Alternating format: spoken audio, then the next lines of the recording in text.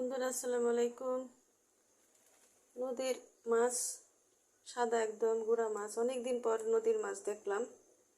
সচরাচর এই মাছগুলি এখন আর কিনতে পাওয়া যায় না, কিন্তু পাওয়া গেল দাম অনেক, কেনা যায় না। আজকে একটু রাখলাম নদীর মাছগুলি,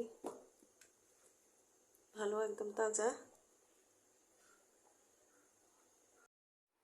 পেঁয়াজ দিচ্ছে এখানে বন্ধুরা, কেসকি মানা নদীর চাপিলা মাছ চচ্চড়ি করব। এখানে পেঁয়াজ দেওয়া আছে, আগে তেল পেঁয়াজ লবণ দিয়ে দিছি, আদা জিরা বাটা, হলুদ মরিচ ধনিয়া, মাছগুলো দিয়ে দিই, মেখে রান্না করবো। মাখিয়ে চাপিলে মাছ যতই তাজা থাক, কাটতে আর ধুইতে গেলে আর মাছের কিছুই থাকে না। এই যে চাপিলা মাছের গুণ, পানি দিই,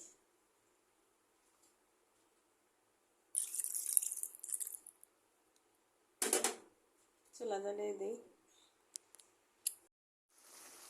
বন্ধুরা, কুমড়ো মাছ রান্না তাড়াতাড়ি হয়ে গেছে।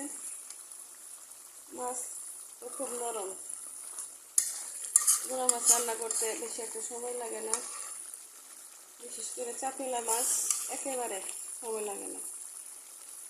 একটু কাঁচামরিচ দিয়ে মাথা মাথা করে রান্না করছি, এরপরে নামিয়ে নেব। রেসিপিটি ভালো লাগলে সবাই আমার পাশে থাকবেন, লাইক কমেন্ট করে শেয়ার করে পাশে থাকবেন।